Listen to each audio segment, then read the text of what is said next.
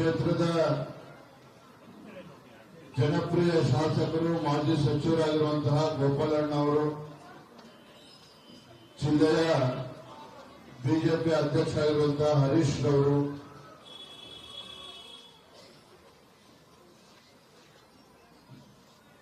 ಅಧ್ಯಕ್ಷರಾಗಿ ಜವಾಬ್ದಾರಿಯನ್ನು ಸ್ವೀಕಾರ ಮಾಡಿರುವಂತಹ ಡಾಕ್ಟರ್ ನಾಗೇಂದ್ರರವರು,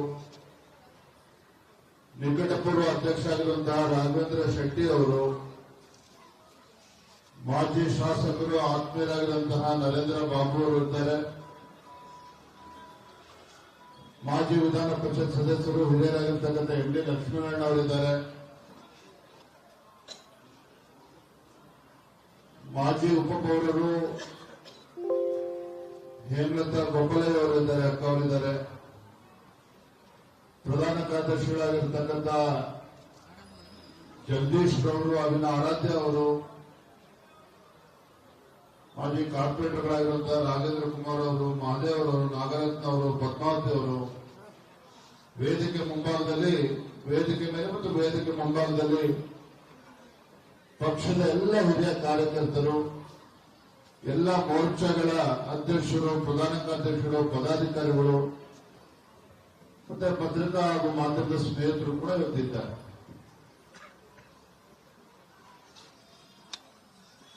ಮಾಜಿ ಪ್ರಧಾನಮಂತ್ರಿಗಳು ಅಟಲ್ ಬಿಹಾರಿ ವಾಜಪೇಯಿ ಒಬ್ಬ ಅಜಾತ ಶತ್ರು. ಅವರ ಜನ್ಮದಿನವನ್ನ ಬಹಳ ಅರ್ಥಪೂರ್ಣವಾಗಿ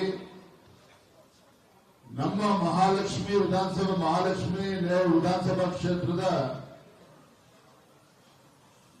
ಜನಪ್ರಿಯ ಶಾಸಕರು ಅಜಾತ ಶತ್ರು ಆಗಿರುವಂತಹ ಗೋಪಾಲಯ್ಯನವರ ಕ್ಷೇತ್ರದಲ್ಲಿ ಒಂದು ಕಾರ್ಯಕ್ರಮವನ್ನು ಆಯೋಜನೆ ಮಾಡಿದ್ದಾರೆ.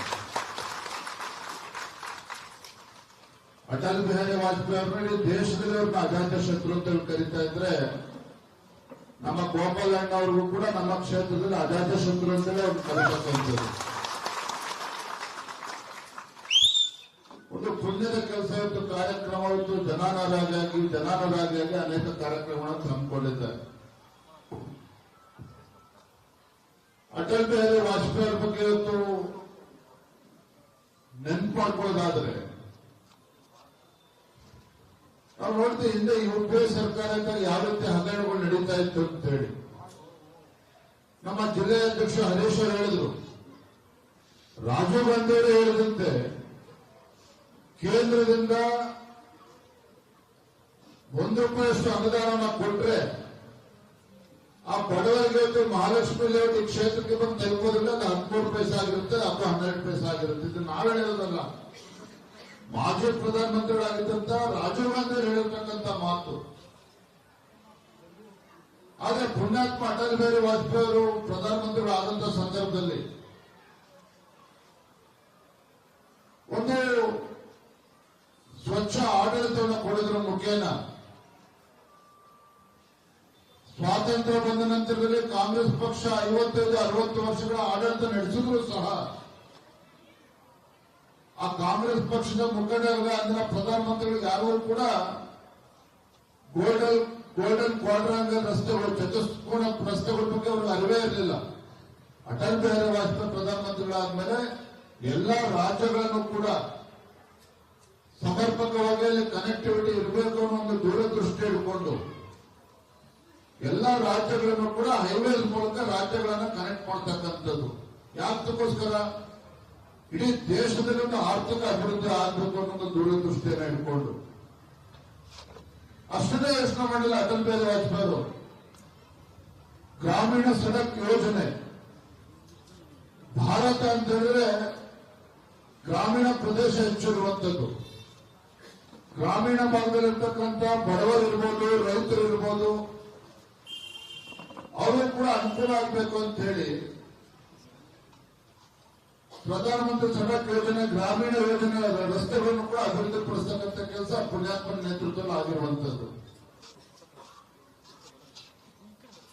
ಸರ್ವ ಶಿಕ್ಷಣ ಅಭಿಯಾನ, ಯಾವುದೇ ಒಂದು ದೇಶ ಅಭಿವೃದ್ಧಿ ಪಥದಲ್ಲಿ ಸಾಗಬೇಕು ಅಂತ ಹೇಳಿದ್ರೆ ದೇಶದಲ್ಲಿ ಇವತ್ತು ಶಿಕ್ಷಣಕ್ಕೆ ಹೆಚ್ಚು ಮಹತ್ವವನ್ನು ಕೊಡಬೇಕು ಅಂತೇಳಿ ಸರ್ವ ಶಿಕ್ಷಣ ಅಭಿಯಾನಕ್ಕೆ ಒತ್ತನ್ನು ನೀಡಿರುವಂತದ್ದು. ಬಡವರ ಪರವಾಗಿ ಅನೇಕ ಯೋಜನೆಗಳನ್ನ ಕಾರ್ಯಕ್ರಮಗಳನ್ನ ಅಟಲ್ ಬಿಹಾರಿ ವಾಜಪೇಯಿ ಅವರ ಪ್ರಧಾನಮಂತ್ರಿಗಳ ಅವಧಿಯಲ್ಲಿ ನೀಡಿರ್ತಕ್ಕಂಥದ್ದು. ಇವತ್ತು ಪುಣ್ಯಾತ್ಮ ನರೇಂದ್ರ ಮೋದಿಜಿಯವರು ಈ ದೇಶದ ಪ್ರಧಾನಮಂತ್ರಿ ಅಲ್ಲ, ನಾನು ಈ ದೇಶದ ಸೇವಕ ಅನ್ನೋ ಒಂದು ಭಾವನೆಯಿಂದ ಅಟಲ್ ಬಿಹಾರಿ ವಾಜಪೇಯಿ ಅವರ ಸಂಕಲ್ಪವನ್ನ ಈಡೇರಿಸತಕ್ಕಂಥ ನಿಟ್ಟಿನಲ್ಲಿ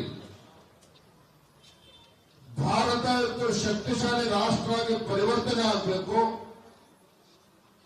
ಭಾರತ ಅಭಿವೃದ್ಧಿ ಪಥದಲ್ಲಿ ಸಾಗುವ ಮುಖೇನ ನಮ್ಮ ದೇಶ ಜಗತ್ತಿನ ಅಗ್ರಗಣ್ಯ ರಾಷ್ಟ್ರಗಳ ಸಾಲಿನಲ್ಲಿ ನಿಲ್ಲಬೇಕು ಅನ್ನುವ ಒಂದು ಸಂಕಲ್ಪವನ್ನು ತೊಟ್ಟು ನಮ್ಮ ಪ್ರಧಾನಮಂತ್ರಿ ನರೇಂದ್ರ ಮೋದಿಜಿಯವರು ಸಹ ಒಂದು ತಪಸ್ಸಿನ ರೀತಿ ಈ ದೇಶವನ್ನ ಮುನ್ನಡೆಸತಕ್ಕಂಥ ಒಂದು ಪುಣ್ಯದ ಕೆಲಸವನ್ನು ಕೂಡ ನರೇಂದ್ರ ಮೋದಿಜಿ ನೇತೃತ್ವದಲ್ಲಿ ಆಗ್ತಾ ಇರ್ತಕ್ಕಂಥ ನಾವು ನೆನಪು ಮಾಡ್ಕೋಬೇಕು. ನನಗನ್ಸಿದ ಬಹುಶಃ ಸನ್ಮಾನ್ಯ ಬಿ.ಎಸ್. ಯಡಿಯೂರಪ್ಪನವರು ರಾಜ್ಯದ ಮುಖ್ಯಮಂತ್ರಿಗಳಾಗಿ ಅನೇಕ ಜನಪರ ಯೋಜನೆಗಳನ್ನ ವಿಶೇಷವಾಗಿ ಸಂದರ್ಭ ಉಲ್ಲೇಖ ಮಾಡುವಂತದ್ದು ಭಾಗ್ಯಲಕ್ಷ್ಮಿ ಯೋಜನೆ. ಈ ನಾಳೆ ಕಾಂಗ್ರೆಸ್ ಸರ್ಕಾರ ಬಂದ್ರೆ ಭಾಗ್ಯಲಕ್ಷ್ಮಿ ಯೋಜನೆಗೂ ಕೂಡ ಕಲ್ಲಾಕುವಂತ ಕೆಲಸ ಮಾಡಿದ್ರೆ ಅದು ಬೇರೆ ವಿಚಾರ. ಆದ್ರೆ ಯಡಿಯೂರಪ್ಪನವರು ಸಹ ರಾಜ್ಯದ ಮುಖ್ಯಮಂತ್ರಿಗಳಾಗಿ ರೈತರ ಹೆಸರಿನಲ್ಲಿ ಪ್ರಮಾಣವಚನ ತೆಗೆದುಕೊಂಡು ಭಾಗ್ಯಲಕ್ಷ್ಮಿ ಯೋಜನೆ ಅಂತಕ್ಕಂಥ ಒಂದು ಜನಪರ ಕಲ್ಯಾಣ ಯೋಜನೆಗಳನ್ನ ತಂದಿದ್ದಾರೆ ಅಂತ ಹೇಳಿದ್ರೆ ಇವತ್ತು ಸನ್ಮಾನ್ಯ ಬಿ.ಎಸ್. ಯಡಿಯೂರಪ್ಪನವ್ರಿಗೂ ಸಹ ಪ್ರೇರಣೆ ಅಟಲ್ ಬಿಹಾರಿ ವಾಜಪೇಯಿ. ಅದನ್ನು ನಾವು ನೆನಪು ಇಷ್ಟಪಡ್ತೇವೆ. ಅಂದ್ರೆ ಅಟಲ್ ಬಿಹಾರಿ ವಾಜಪೇಯಿ ಅವರ ಹೆಸರನ್ನ ಕೇಳಿದಾಗ ನಮಗೊಂದು ರೀತಿ ರೋಮಾಂಚನ ಆಗ್ತದೆ.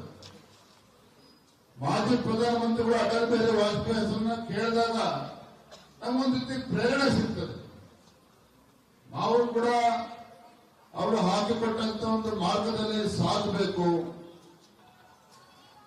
ನಾವು ಕೂಡ ಸಾಮಾನ್ಯ ಕಾರ್ಯಕರ್ತರಿಗೊಂದು ಶಕ್ತಿಯನ್ನ ಧೈರ್ಯವನ್ನು ತುಂಬುವಂತ ಕೆಲಸ ಮಾಡಬೇಕು.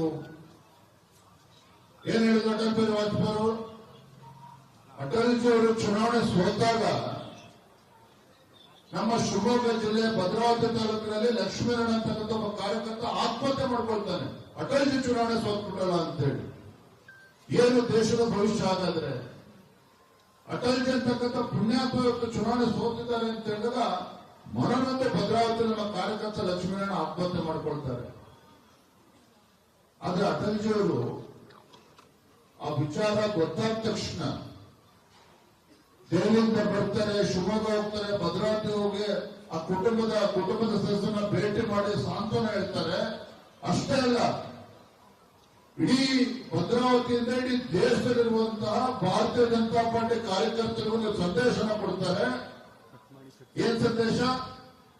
ನ ದೈನ್ಯಂ ನ ಪಲಾಯನಂ, ನ ದೈನ್ಯಂ ನ ಪಲಾಯನಂ ಅಂತಕ್ಕಂಥ ಒಂದು ಸಂದೇಶವನ್ನ ಅಟಲ್ ಬಿಹಾರಿ ವಾಜಪೇಯಿ ಅವರು ಅಲ್ಲಿಂದ ಭದ್ರಾವತಿಯಿಂದ ಇಡೀ ದೇಶದ ಕಾರ್ಯಕರ್ತರಿಗೆ ಸಂದೇಶವನ್ನು ಕೊಡ್ತಾರೆ.